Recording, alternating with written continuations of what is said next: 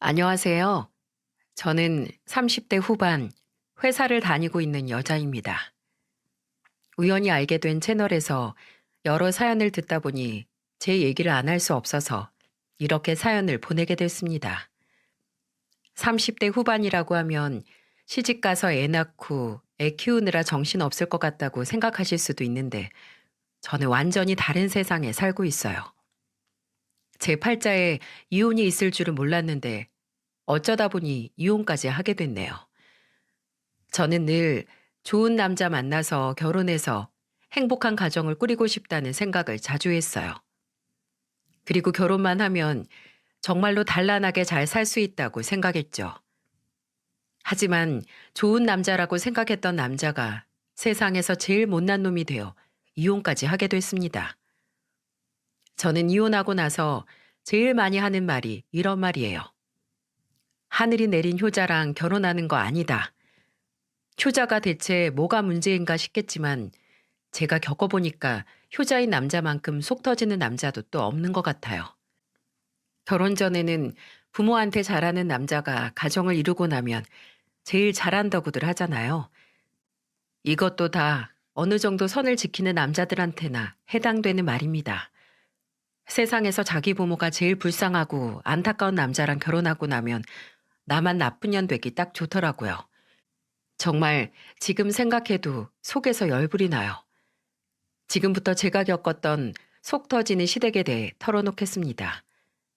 저는 늘 화목한 가정을 이루는 게 꿈이었어요. 왜냐하면 저는 5살 때 부모님의 이혼으로 할머니, 할아버지 손에서 자랐거든요. 너무 어린 나이에 부모님이 이혼하셔서 그런지 저를 낳아준 어머니 얼굴도 잘 기억이 안 나요. 어머니 얼굴이 보고 싶으면 사진 몇 장을 꺼내봐야만 어렴풋이 얼굴과 목소리가 떠오르는 정도였습니다. 100일 때 어머니가 저를 안고 있는 사진과 가족 사진이 전부였지만 저는 그것만으로도 언젠가 어머니가 절 데리러 오지 않을까 어린 마음에 조금 기대를 했었습니다.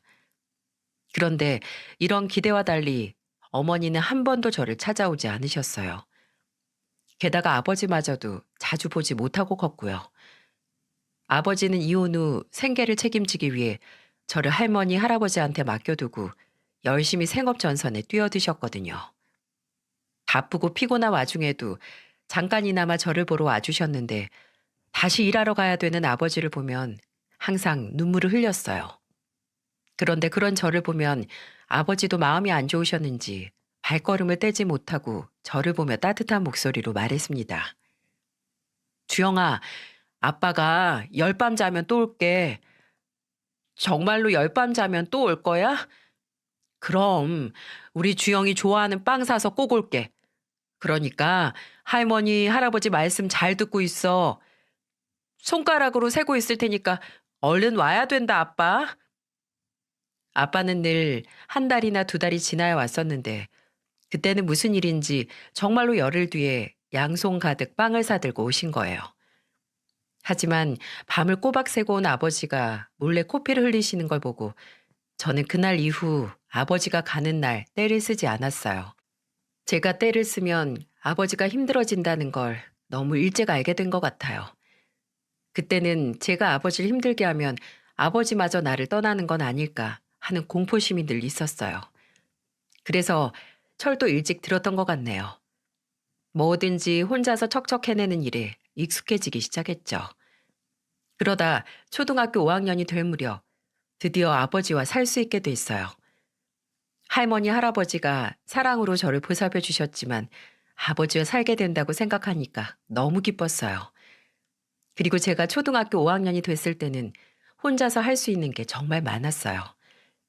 아버지가 아침 출근 전 밥만 해놓고 나가면 혼자서 학교 끝나고 밥도 차려 먹고 설거지까지 해놨습니다.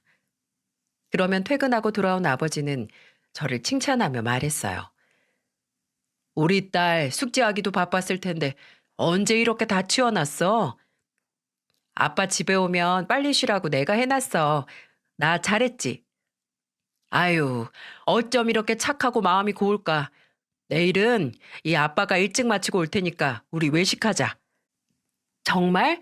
그럼 우리 내일 삼겹살 먹자, 삼겹살. 우리 딸이 먹고 싶다는데 이 아빠가 못 사줄 게 뭐야. 아빠가 다 사줄게. 두 식구 단촐했지만 늘 딸이 먼저인 아버지 덕에 항상 행복했던 기억이 나네요. 초등학교 다니면서 부모님 참관 수업이나 운동회 같은 것도 아버지는 항상 참여하려고 노력을 많이 하셨어요. 제 기억 속 아버지는 늘 저를 외롭지 않고 기죽지 않게 키우시려고 최선을 다했던 분이셨습니다. 그래서 저는 학교 다닐 때도 어머니가 없다는 것이 부끄럽지 않았어요. 아버지 혼자서 어머니 몫까지 다 해주셨거든요. 지금 생각해도 저희 아버지는 참 대단하다고 생각해요. 아버지 덕에 저는 초등학교, 중고등학교까지 무사히 마치고 대학교까지 졸업할 수 있었어요. 제가 대학교 합격했던 날 아버지가 눈물을 흘리며 제 손을 잡고 이런 말을 하셨습니다. 못난 아빠 밑에서 이렇게 똑똑한 딸이 나왔어. 너는 공부만 해. 하나뿐인 내 딸 위해서 이 아빠는 못할 게 없어. 아빠는 건강하기만 해. 내가 성공해서 꼭 효도할 테니까. 너무 내 걱정만 하지 말고 아빠도 아빠 잘 챙겨. 걱정 마. 나는 네가 이렇게 잘 되는 것만 봐도 어디서 산삼이라도 먹은 것처럼 힘이 불끈불끈 난다니까.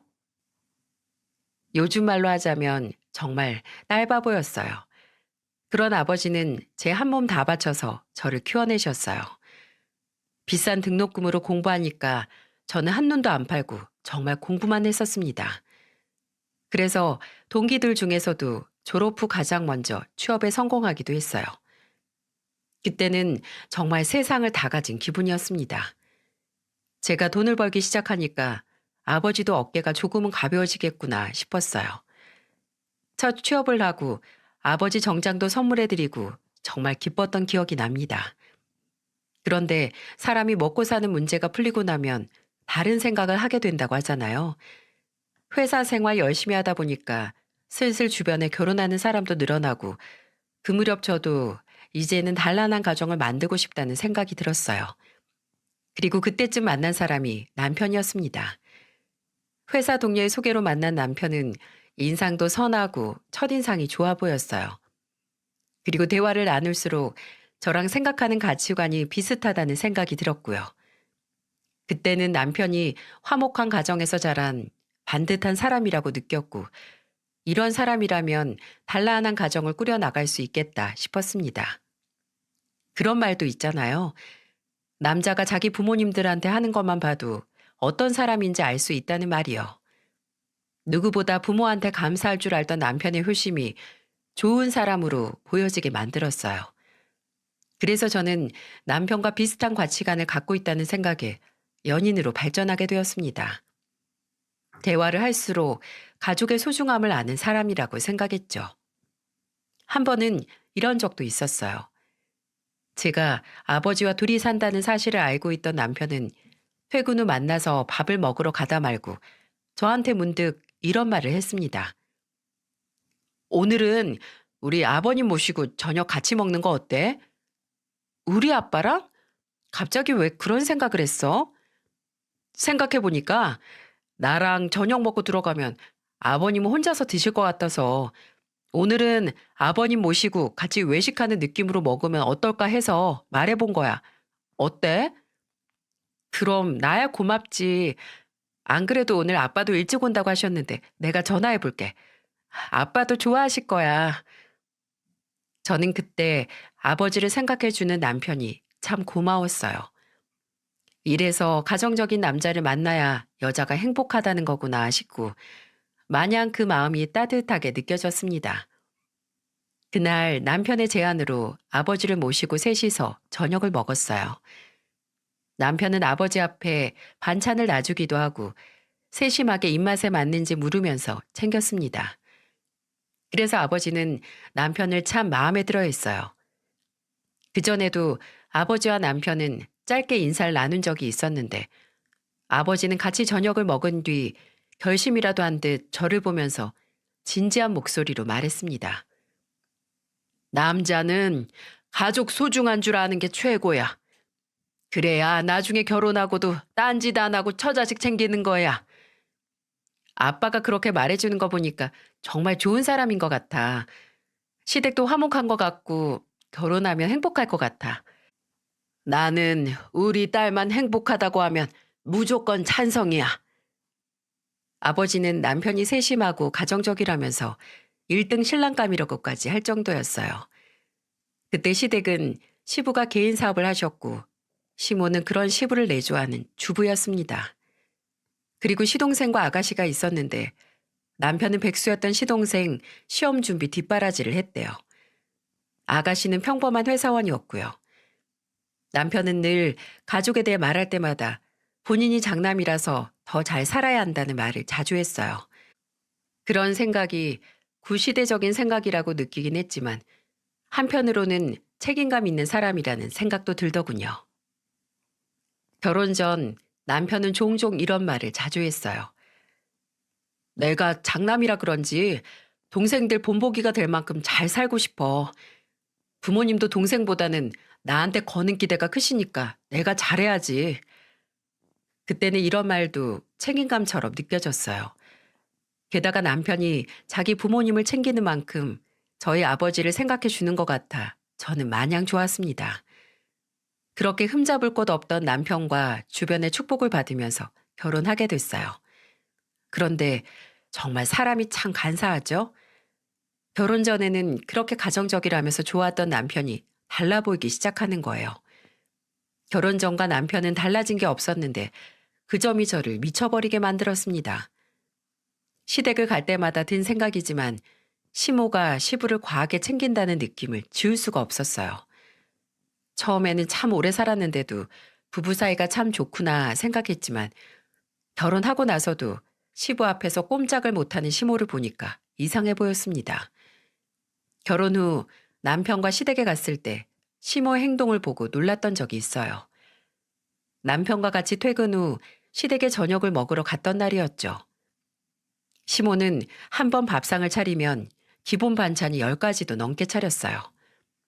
게다가 시부 반찬은 따로 몇 개 더 차려놓을 정도로 세심하게 신경 쓰는 거예요. 그래서 저는 시부가 좀 입맛이 까다로운가 싶었습니다. 그런데 나중에 알고 보니까 시모가 좋아서 매번 밥상을 그렇게 차리고 있는 거였어요. 그날 저녁 푸짐하게 시댁에서 저녁을 먹고 남편과 시모를 도와서 뒷정리를 하고 있었죠. 저는 시모를 보며 넌지시 물어봤어요. 어머님, 매번 이렇게 차리시는 거 힘들지 않으세요? 나는 이게 편해. 네 시아버지는 내가 차린 밥상 아니면 안 먹어. 그게 다 나를 특별하게 생각하니까 내가 차린 것만 먹는 거야. 그래도 아버님 밥상만 보면 무슨 한정식 코스 같아요. 네가 몰라서 그러는데 여자가 요리를 잘하면 바람난 남편도 배가 고파서 집에 돌아온다잖아. 나는 남편이 바람 펴도 죽기 전에는 내 옆에서 죽었으면 좋겠어. 너도 요리 잘하고 내조 잘해야 남편 옆에 붙잡아 두는 줄로만 알아. 밥 잘 먹고 쉰소리를 하는 시모를 보면서 저는 헛웃음이 나왔어요.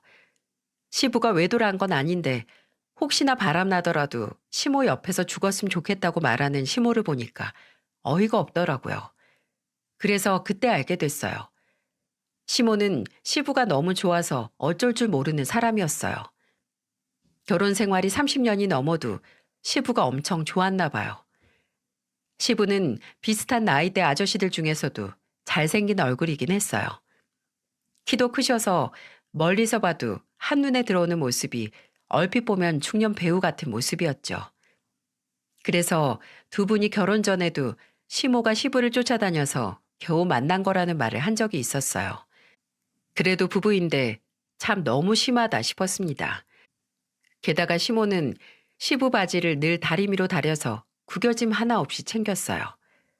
저는 우연히 시부 바지가 구김 하나 없이 빳빳하길래 물어봤더니 시모가 너무 뿌듯한 목소리로 말하는 거예요.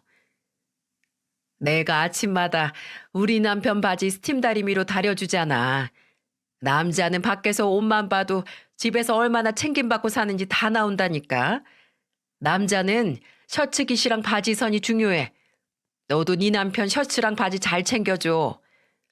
요즘 회사는 정장 입고 안 다녀요. 그냥 편하게 다니고 있어서 괜찮아요, 어머님. 그래도 남자는 결혼하면 더 깔끔하게 만들어줘야 된다니까. 남편이 지저분하면 네 얼굴에도 먹칠하는 거야. 시모는 옛날 조선시대에서 온 사람처럼 시부를 챙겼어요. 그 모습을 보니까 어디 과거에서 온 사람인가 싶었다니까요. 그런데 옆에서 보면 시부는 무덤덤한데 시모만 유난이었어요. 시부가 늘 깔끔한 차림으로 다닐 수 있었던 건 다 시모의 노력 덕분이었습니다. 시부가 아침에 9시에 나간다고 하면 시모는 최소 7시엔 일어나서 아침 밥상부터 나갈 때 입을 옷까지 전부 다 챙겼어요. 심지어는 지갑에 현금은 있는지 없는지까지 다 체크했다니까요. 참 대단하지 않습니까? 그런데 시모가 이렇게 시부만 챙겨서 그런지 남편은 결혼하고도 동생 챙기기에 여념이 없었어요. 결혼 전에는 남편이 가족을 얼마나 챙기든 크게 신경 쓰지 않았습니다. 시동생이 공무원 시험을 준비하는데 남편이 학원비와 생활비를 도와준다고 했을 때도 결혼 전이니까 괜찮았어요. 하지만 생각보다 시동생의 시험 준비는 길어져만 갔습니다. 그때는 그렇게 오래 공부할 거라고 생각도 못 했어요. 그래서 저는 남편한테 이런 말을 한 적이 있어요. 도련님, 시험 너무 오래 공부하는 거 아니야? 부국 공무원 시험을 누가 3년도 넘게 공부만 하고 있어. 그 정도면 공무원 되기는 포기하고 다른 직업을 알아보는 게 낫지 않아? 그래도 본인이 하겠다는데 내가 어떻게 그만두라고 말해. 내가 형인데. 형이니까 더 동생한테 따끔하게 말해야지. 군소리 없이 학원비에 생활비까지 도와주니까 공부도 설렁설렁 하잖아. 아니야, 열심히 하고 있어. 내가 이번에는 정말 제대로 하라고 할게. 제대로 하기는 개뿔. 저번에도 술에 잔뜩 취해서 당신한테 전화하는 거 내가 다 들었는데. 진짜 이번에 떨어지면 안 도와준다고 꼭 말해, 꼭. 결혼했으면 이젠 나랑 상의를 해야지. 알았어. 내가 이번에는 꼭 붙으라고 말할게.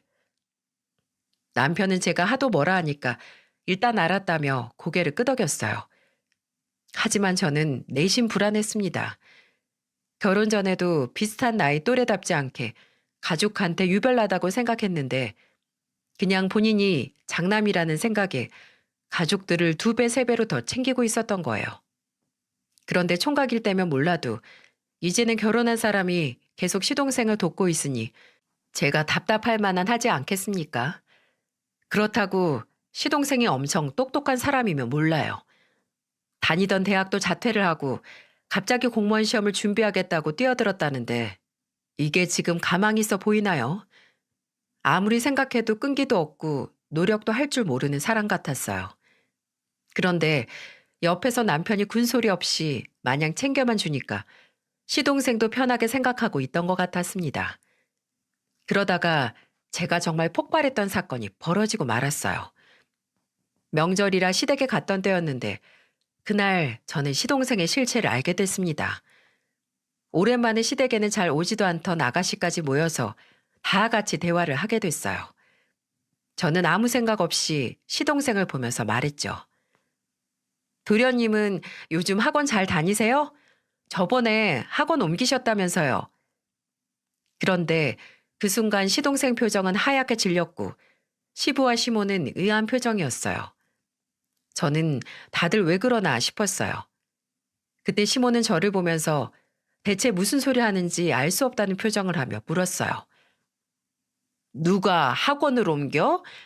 얘 요즘 집 앞에 도서관에서 혼자 공부하는데 오래 공부했으니까 독학해도 될 것 같다고 혼자 공부한 지 꽤 됐어. 네? 독학이요?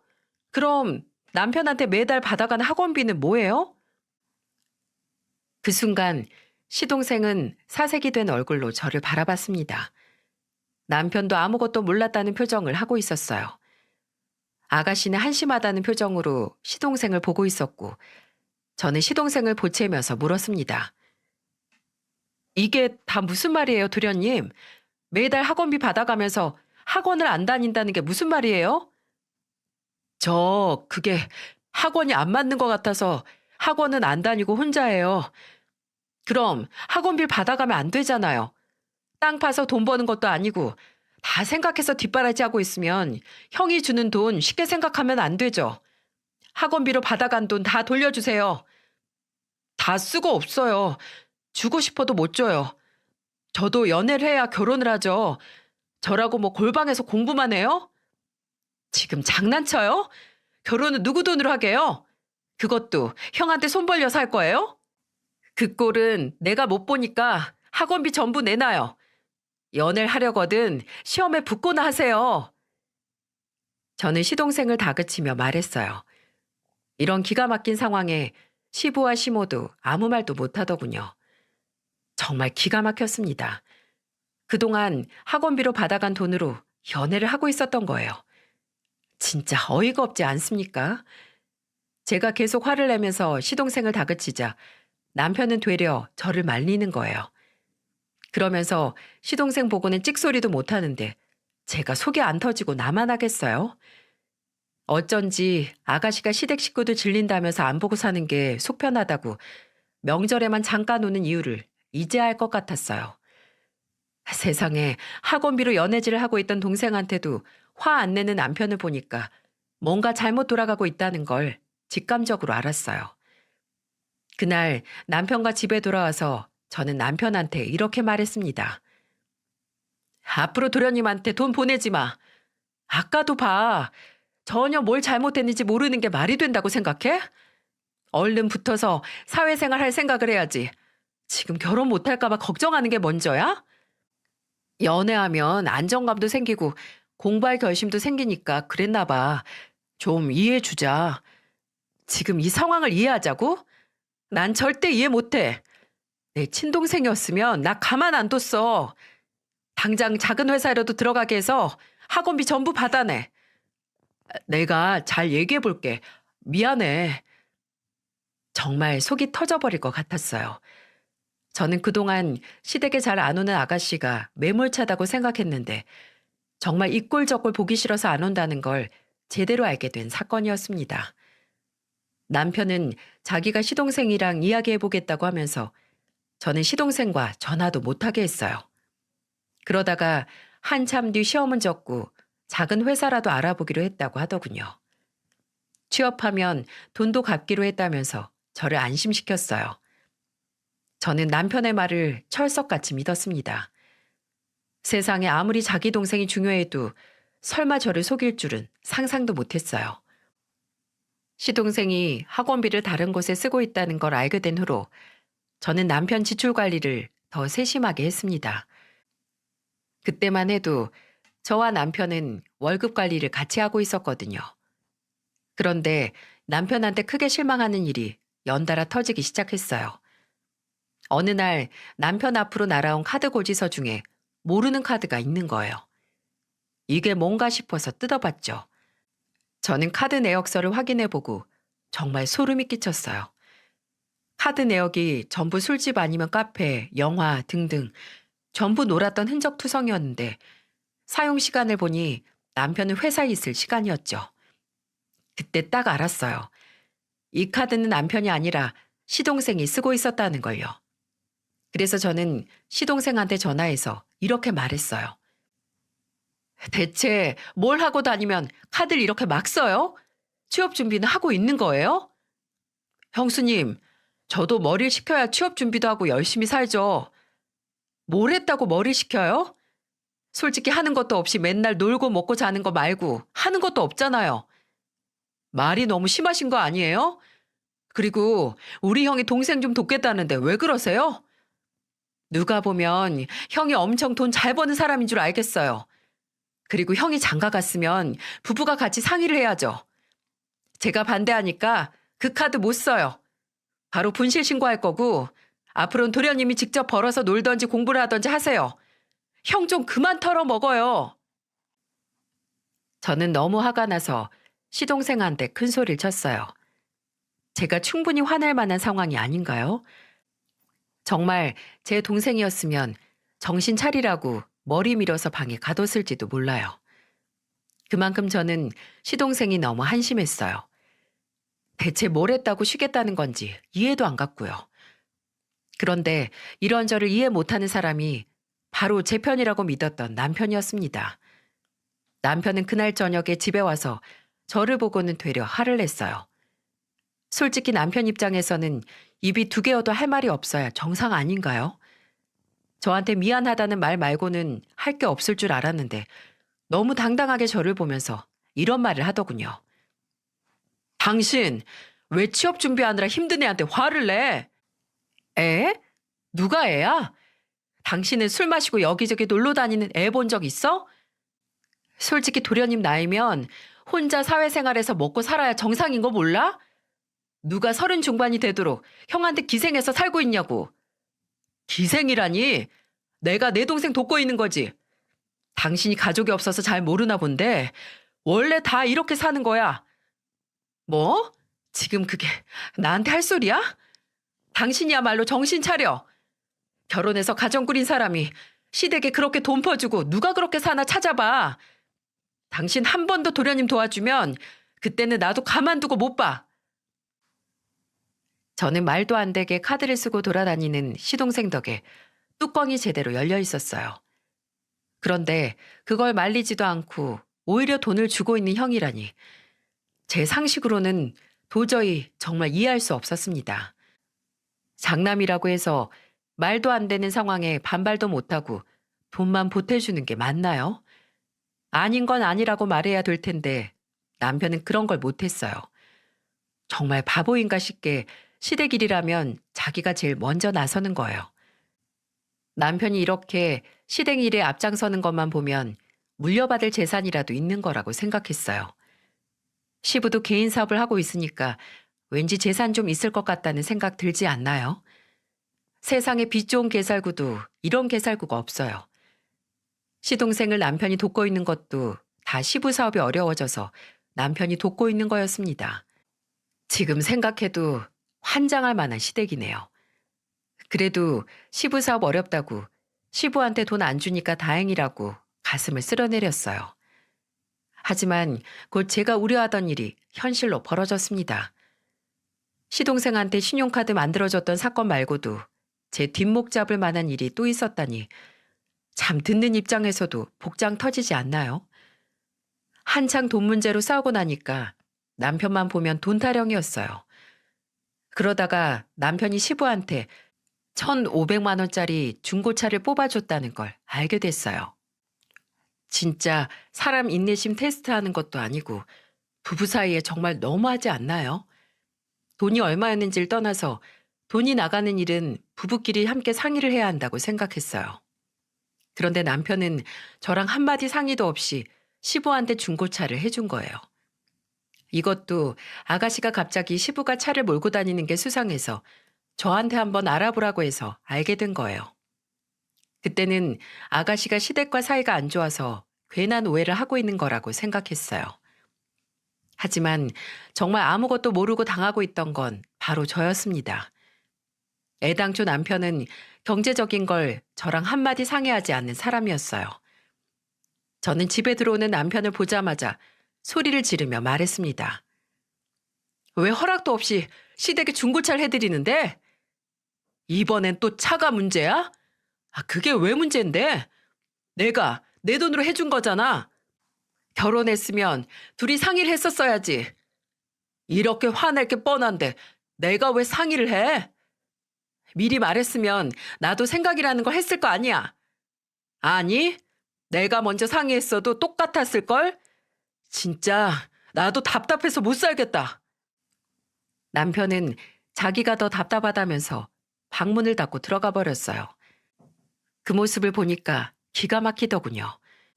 저는 저런 남편과 말이 안 통할 것 같았습니다. 어떻게 해야 남편이 정신을 차릴까 고민에 빠졌어요. 저는 그때 얼마 전 이가 불편해서 밥을 잘 못 드시는 친정 아버지가 떠올랐어요. 그래서 더 고민할 것도 없이 친정 아버지 모시고 치과 가서 임플란트를 해드렸어요. 저라고 챙기고 싶은 친정 없겠어요?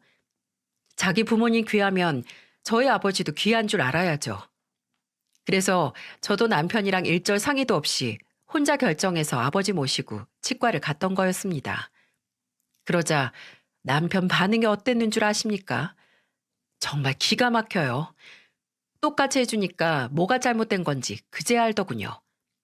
그런데 남편은 그걸 알면서도 저를 다그치며 말했습니다. 나한테는 우리 부모님 차에 좋다고 난리를 치더니 왜 장인어른을 임플란트 해드리는데? 나도 내가 번 돈으로 해드린 거야. 뭐 문제 있어? 당신 집이랑 우리 집이랑 같아? 왜 다 당신 멋대로야? 뭐가 다른데? 그래도 우리 아버지는 자식한테 손은 안 벌려. 자식한테 피해만 주는 집이랑 같은 줄 알아? 그래도 사이도 자식인데 장인한테 돈 쓴 게 그렇게 아까워? 진짜 말을 말자 말을. 한 번만 더 내 허락 없이 돈 쓰기만 해봐. 그냥 우리 돈 각자 관리하자. 나도 이제 더 이상 돈 관리 같이 못하겠어. 밑 빠진 독에 물 붓기 같아. 그래, 아주 바라던 바야. 나도 너 같은 속 좁은 사람이랑은 경제적으로 같이 뭘 할 생각도 하기 싫어. 나도 그동안 뒤통수를 하도 맞아서 각서라도 써야겠어. 각서 써. 지금부터 각자 자산에 아무 권리 없다고 각서 쓰라고. 그날 저는 남편과 결국 돈 관리를 따로 하기 시작했어요. 그동안 한 힘으로 두말하던 남편 때문에 각서도 받았습니다. 얼마나 제가 당했으면 각서까지 이렇게 받겠습니까? 저는 종이를 꺼내서 각서에 앞으로 돈을 각각 관리하며 이혼을 하더라도 서로의 자산에 전혀 권리가 없다는 내용이었어요. 부부 사이에 이혼이라는 단어가 오고 가는 것도 웃기지만 그때는 최악의 상황을 고려하지 않을 수 없었어요. 사실상 월급 관리도 따로 하기로 한 마당에 이것저것 안 따져보는 게 더 이상했습니다. 그래서 정말 그날 이후부터 각자 돈 관리하기 시작했고 남편은 월급에 자유가 생기니까 시댁을 더 많이 돕더군요. 그동안 제 눈치 보느라 그것도 그나마 덜 돕고 있었던 거예요. 정말 기가 막혀요. 아니, 대체 장남이 뭐라고 이렇게까지 하는 걸까요? 지금 생각해도 각서까지 쓰고 서로 월급 관리 따로 한 게 신의 한 수였네요. 시부는 사업이 어려우니까 생활비를 남편한테 손 벌리기 시작한 거예요. 아가씨는 애초에 모르쇠로 일관하니까 만만한 사람이 남편이었던 겁니다.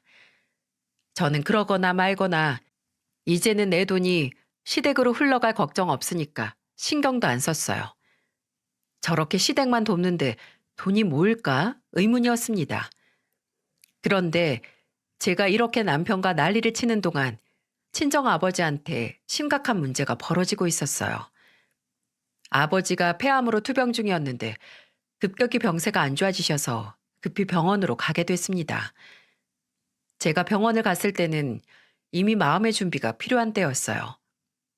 아버지는 저를 보자마자 힘겨운 목소리로 말을 이어나가셨습니다. 주영아, 엄마 없이 외롭게 크게 해서 내가 미안했다. 다 아빠가 못나서 엄마랑 이혼한 거야. 미안해. 내가 입이 두 개여도 너한테 할 말이 없다. 내가 떠나는 길에 너한테 많이 줄 건 없고 내가 살던 집이랑 예금 그리고 보험금 다 너한테 물려주마.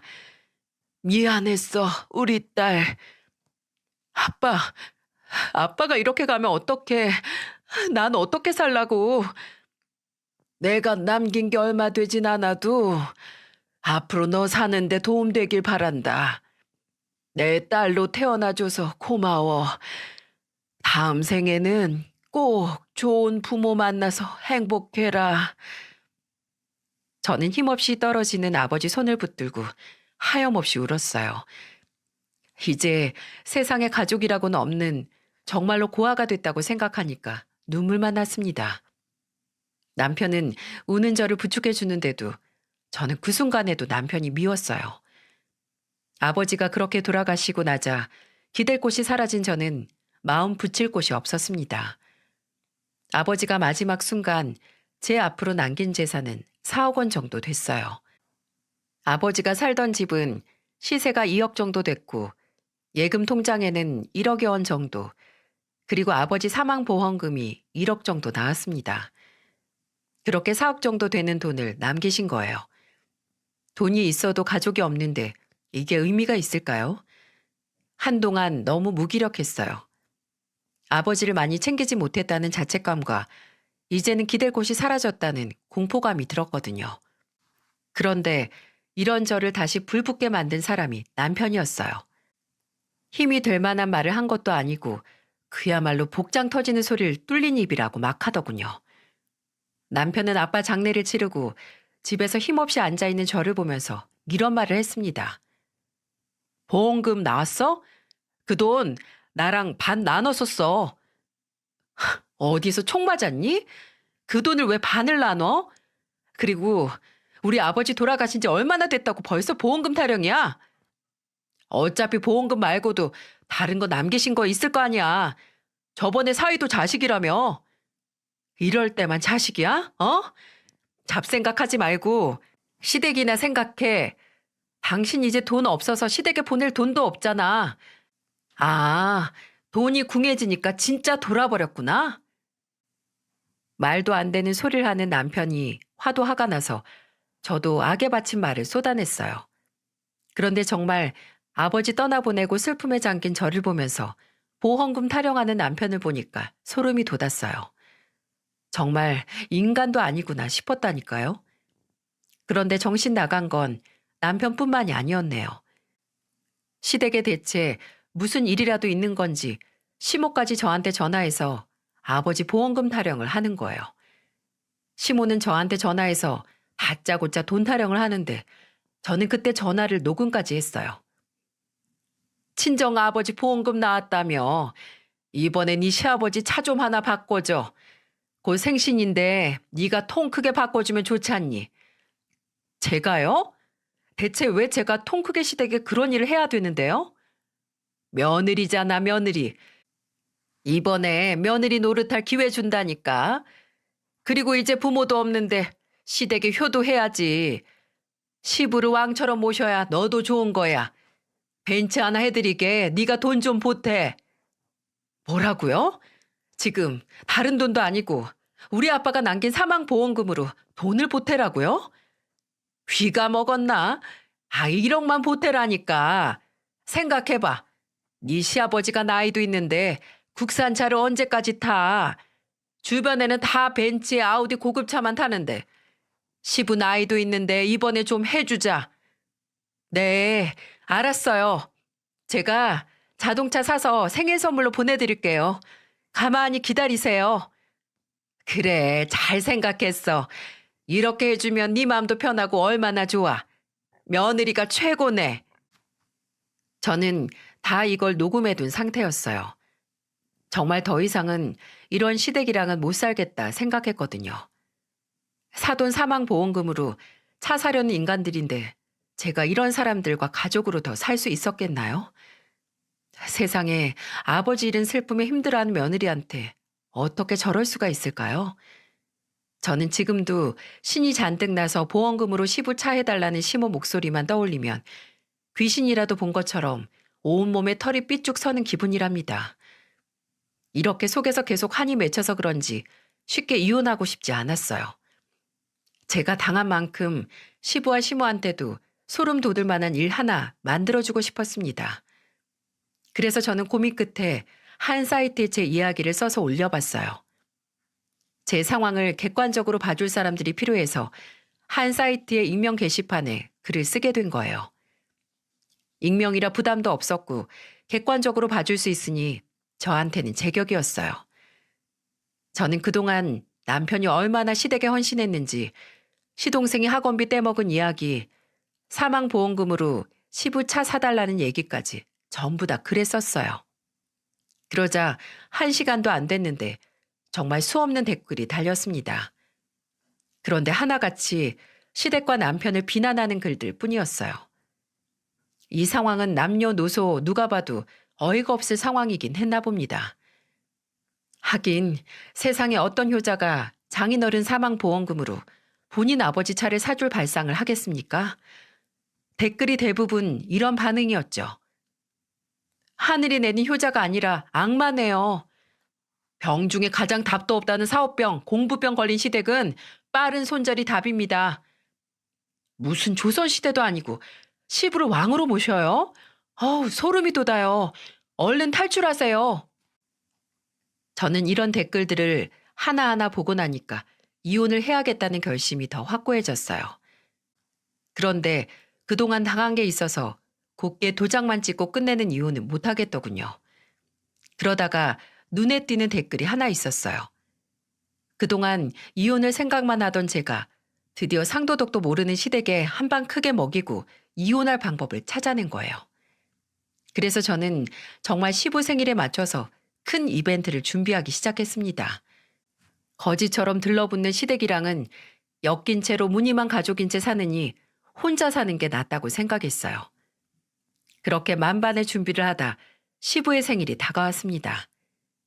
저는 일부러 일이 바쁜 척하면서 남편한테 먼저 시댁에 가 있으라고 했어요. 그러자 남편은 별 의심도 없이 알겠다고 하더군요. 그리고 그날 저녁 시모는 신이 난 목소리로 제게 전화를 했습니다. 기대감과 신이 난 시모 목소리를 들으니까 마지막 남은 정까지 다 떨어졌어요. 그래서 저는 왜 안 오냐고 보채는 시모한테 담담한 목소리로 말했습니다. 어머님 먼저 식사하세요. 저는 갑자기 야근하게 돼서 늦을 것 같아요. 그리고 5분 뒤에 퀵 도착할 거예요. 퀵? 무슨 퀵인데? 설마 차키 보낸 거야?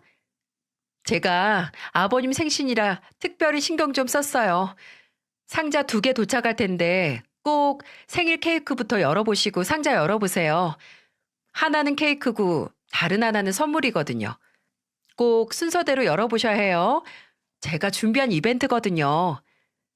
아유, 우리 며느리가 차키만 보내기 미안해서 이벤트를 다 준비했구나. 안 그래도 네 시아버지 벌써 동네방네 소문 다 냈어. 며느리가 벤츠 사준다고 어깨에 힘이 잔뜩 들어갔다니까. 다행이네요. 제가 해드린 이벤트도 마음에 쏙 들었으면 좋겠어요. 시모는 시댁의 시부, 시모 남편, 그리고 시동생과 아가씨 이렇게 다 모여 있다면서 저보고 빨리 오라면서 보챘습니다. 저는 속으로 잘 모였다 싶었어요. 아가씨가 마음에 걸리긴 했지만 아마 그걸 다 봐도 저를 이해해 줄 사람이라고 생각이 들었습니다. 그렇게 저는 없지만 제가 준비한 시부의 생일 파티가 시작됐어요. 생일 케이크에 초를 붙이고 시댁 식구들이 시부를 위해 생일 축하 노래를 불렀대요. 그리고는 시부가 기대에 가득 찬 얼굴로 선물 상자를 열자 그 자리에 있던 모두가 경악을 했습니다. 바로 제가 보낸 특별 선물 때문이에요. 나중에 아가씨한테 듣게 된 시댁은 정말 아수라장이었다고 하더군요. 역시 제 이벤트를 이해해주는 사람은 아가씨뿐이었다니까요. 제가 준비한 이벤트는 정말 극과 극이었어요. 아가씨의 반응은 좋았지만 시모는 난리도 아니었습니다. 상자를 확인하고는 저한테 전화해서 극대노를 했어요. 야, 너 미쳤어? 지금 누구 죽으라고 고사 지내는 거야? 여기가 어디라고 돼지머리를 보내는 거야? 네, 맞아요. 저는 시아버지 생신에 다 썩은 돼지머리를 보냈습니다. 그때 제가 익명 게시판에 글을 썼을 때 본 댓글에 이런 내용이 있었어요. 어떻게 감히 친정아빠 보험금을 탐내나요? 그런 탐욕스러운 인간들 한 방 먹이고 이혼하세요. 그냥 나오면 억울해서 잠 못 잡니다. 썩은 돼지머리 보내서 망하라고 고사 지내세요. 저는 이 댓글을 보고 시댁에 한 방 제대로 먹이고 이혼하자고 다짐했던 거예요. 그래서 정말 시댁으로 생일상이 아니라 고사상에 올리라는 뜻으로 돼지머리를 보내버렸습니다. 저희 아버지 죽음을 돈으로만 생각한 시댁에 제대로 보낸 특별 선물 맞지 않습니까? 그런데도 시모는 저한테 악을 쓰며 화를 내더라고요. 아주 우리 집안 골탕 먹이려고 머리 좀 굴렸나 본데 이런다고 우리가 망할 것 같아? 망하든 말든 아줌마 마음대로 하세요. 나는 신경 끌 거니까. 뭐? 아줌마? 이게 지금 반발을 하네? 그럼 우리 아빠 보험금으로 헛꿈 꾸는 사람 내 마음대로 좀 부르면 어때서? 이제 가족도 없는 고아 주제에 시댁 무서운 줄 모르고 나대고 앉아있네. 시댁이라니, 나 이제 시댁 없어. 그리고 아줌마 남편은 아직 살아있는데 뭐가 그렇게 억울해? 혼자 억울해하고 스피커폰으로 아줌마 아들 바꿔. 미쳤네. 내가 너 가만두나 봐. 시모는 악을 쓰면서 소리를 질렀고 옆에 있던 남편이 사태 파악을 하려고 전화기를 바꿔들었어요. 남편은 스피커폰으로 전화를 받더니 황당한 목소리로 말하더군요. 너 뭐 하는 거야? 지금 너 좀 억울하다고 우리 집에 복수하는 거야? 뭐? 복수? 복수도 급이 맞아야 복수를 하지. 한 줌도 안 된 허접한 집안에 무슨 복수. 그냥 내가 한 방 먹이는 거야.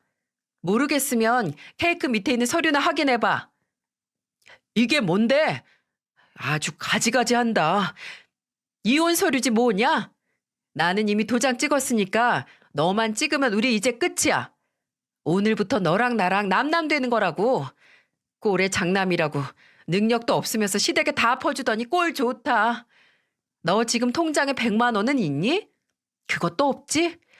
나는 너랑 진작에 월급 관리 따로 한 게 천만다행이다. 야, 너 이제 믿을 구석 하나 없으면서 뭐가 그렇게 당당해? 믿을 구석이 왜 없어? 나는 너랑 니네 식구들만 없어도 잘 사니까 걱정 말고 네 앞가림이나 잘해. 누가 누굴 신경 써?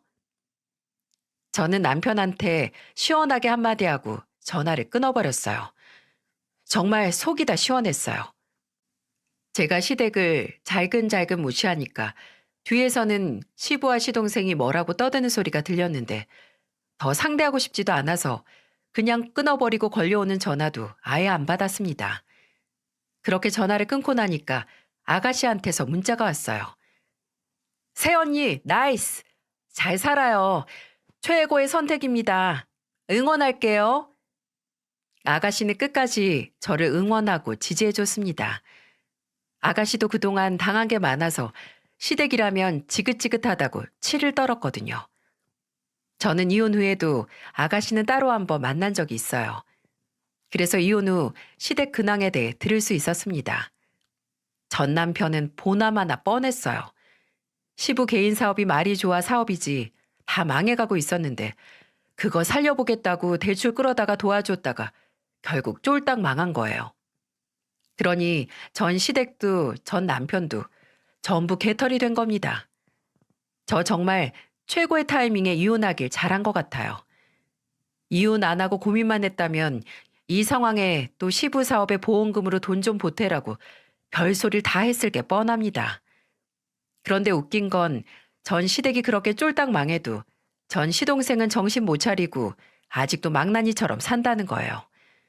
너무 한심해서 이제 욕도 안 나오네요. 옛말에 의가 좋으면 천하도 반분한다는 말이 있는데 제가 오죽하며 이랬겠나요? 제 아버지 죽음으로 욕되게 만드는 시댁에 제대로 한 방 보여줬다고 생각해요. 지렁이도 밟으면 꿈틀한다고 보여줘야죠. 저는 요즘 혼자 남았다는 상실감에 빠지기보다 저 스스로를 챙기며 커리어 우먼으로 살고 있어요. 가끔 외로울 때도 있지만 모임도 나가면서 잘 지내고 있습니다. 이런 일도 겪어보니 이제는 가족이 무슨 의미인가 싶어요. 있으면 좋겠지만 억지로 꾸역꾸역 만들 생각은 없습니다. 이런 삶도 나쁘진 않네요. 이러다 보면 좋은 인연도 만날 수 있겠죠? 관계는 다 물처럼 흐른다고 하는데 마음은 편안해졌습니다. 이렇게 쓰고 나니까 더 편해졌네요. 제 사연 들어주셔서 정말 감사드립니다. 모두들 꽃길만 걸으며 행복했으면 좋겠습니다.